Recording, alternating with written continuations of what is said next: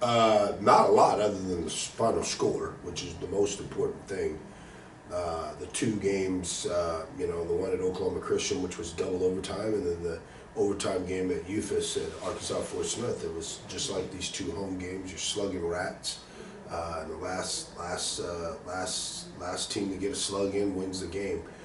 We did something, to answer your question, a lot different in these two games than we did on the road trip, and we used the phrase "hold the rope."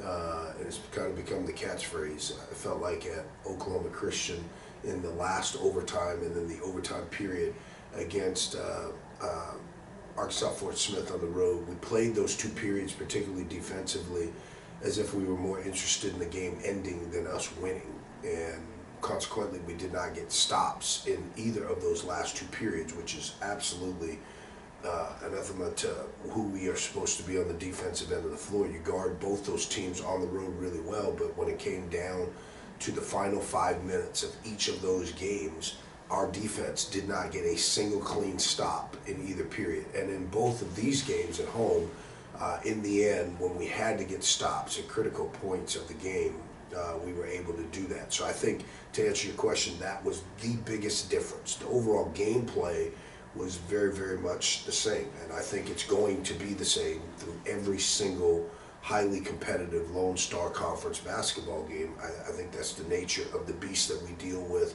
in the Lone Star Conference. There are no easy outs in this league, and I think we're pretty much, I haven't seen everybody in the league, but from everybody I have seen, there is absolutely no difference between these teams, which will put me on my high horse again of why I find it to be incredibly short-sighted that they cut that conference tournament from 12 to 8. There are going to be some highly deserving teams that are not even going to have an opportunity to compete in their conference tournament, much less go to the NC2A tournament, for what I see as convenience for people who didn't want to do the extra work and pay the extra dollars for bologna sandwiches, and kids are going to be denied that opportunity. This league is crazy competitive from top to bottom, and so this is what's going to continue to happen throughout the league.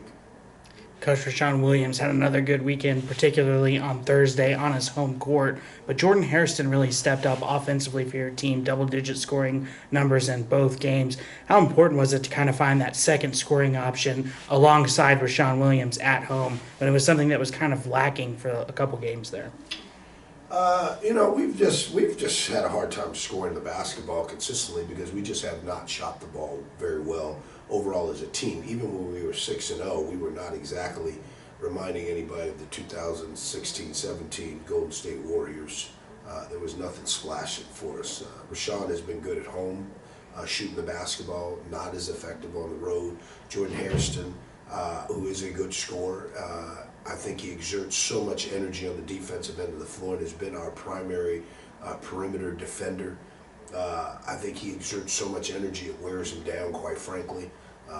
He plays so hard on the defensive end. He chased Peyton Brown all over the floor at Arkansas Fort Smith, and absolutely nobody, maybe in college basketball, moves as effectively without the ball as Peyton Brown. And in their system, which is outstanding, offensive system. It's just hard to be a two-way player that way, to give that type of energy and then to score the basketball easily on the other end. So I was proud of him. He hit some shots. It's important to Jordan Hairston that he hit shots, so I was happy for Jordan Hairston's his psyche because the ball going in is really, really important to him. But he does every bit for us on the defensive end that anybody does for us, including Rashawn on the offensive end. So I was happy for him. I don't care who the so-called second option is. You've got to have more than Rashawn Williams score the ball. So whether it be him or Terrell Wilson, who has had some decent games, or B.J. Davis, whoever it may be, just happy that somebody is scoring for us every now and then.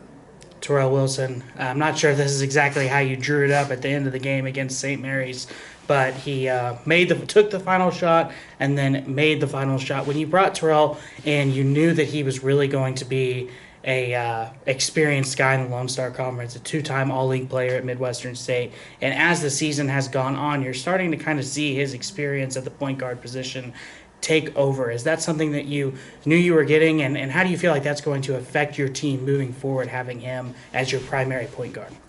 Well, I think first off, the shot he hit, I think none of the people in white jerseys and suits on our side were really surprised by that shot.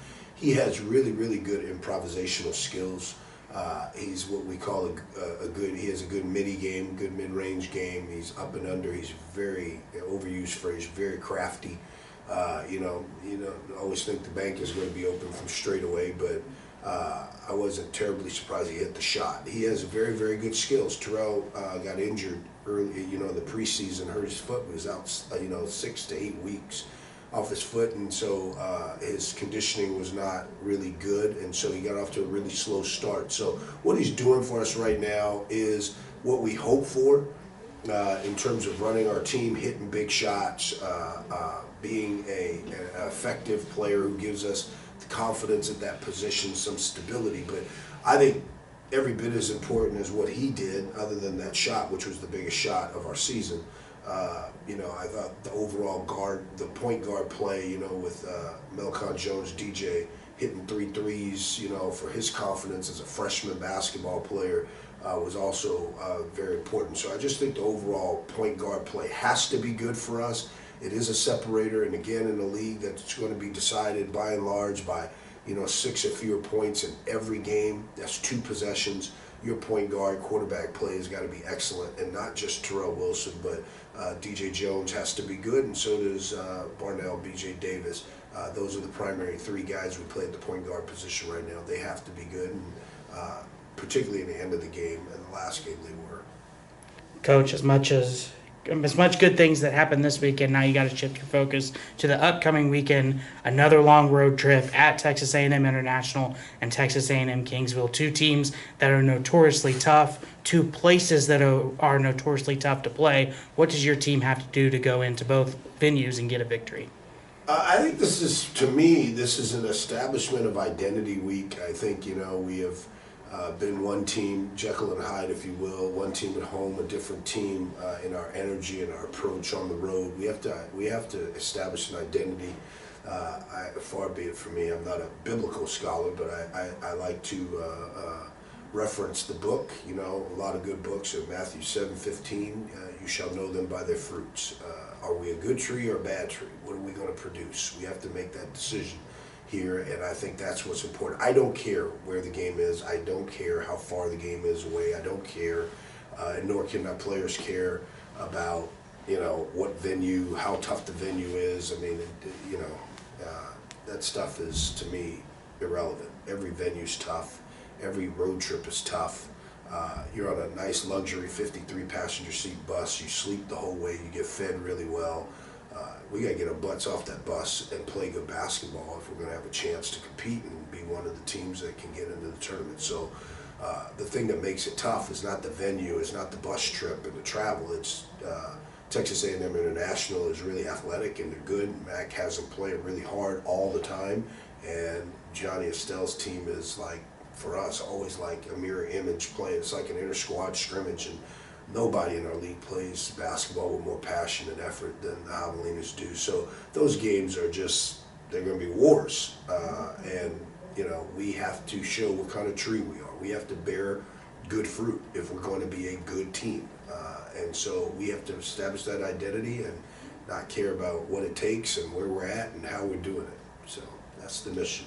Coach, 2 great wins this weekend. Looking for 2 more this upcoming weekend. Best of luck to you and your team. Thank you.